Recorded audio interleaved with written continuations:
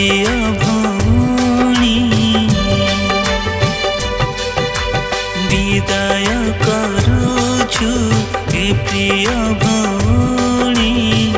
कुशळे जालो तो सासु घरकु कुशळे जालो तो सासु घरकु बहु बेश साजी बर हाथ धरी बहु बेश साजी बर हाथ धरी कुशळे जालो तो सासु घरकु कुशळे जालो तो सासु घरकु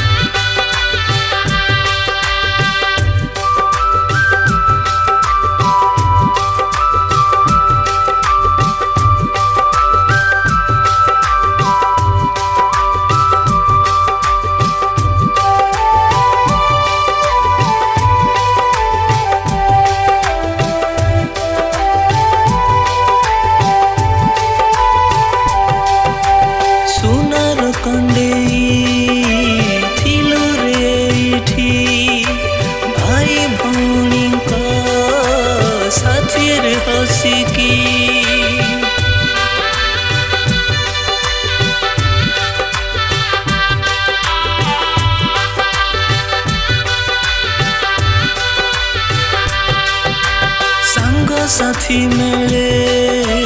खोजी बेरे तते साही पड़िसारे झुरी बेरे तते शुभिबनी तोरा स्वर आज ठुएठी एका कर चली जीवु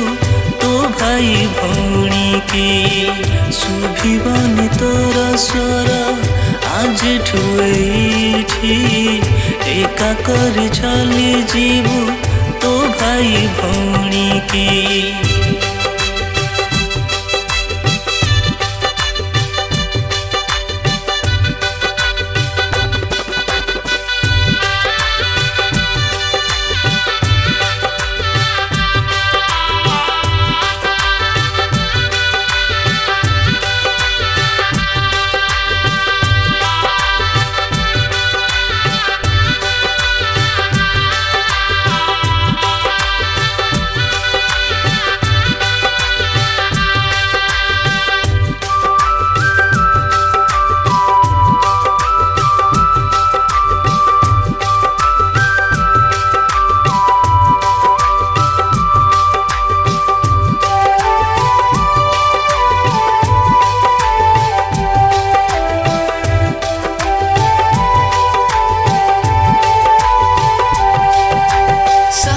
घर हेला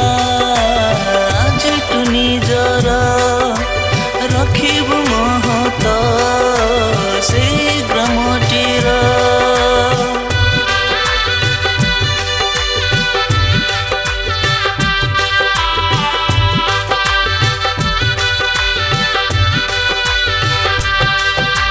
सासु ससुर दियार नड़ंद प्रेम भरे परिपूर्ण जीशुଙ୍କୁ हृदय राखी लभिबु जीवने परस्पर प्रेम देई बिताइब प्राणी जीशुଙ୍କୁ हृदय राखी लभिबु जीवने परस्पर प्रेम देई बिताइब प्राणी।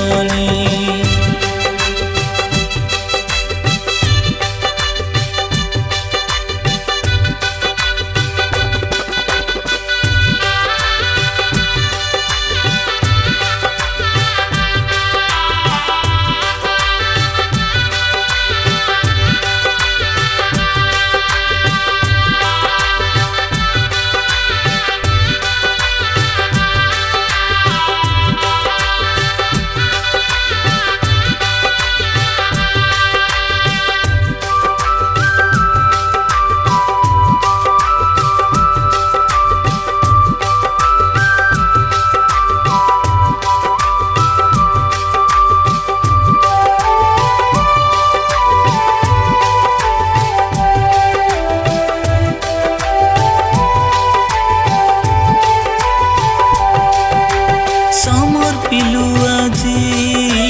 तहाते बाबू हे दुखर सुखरे रहिब जीवने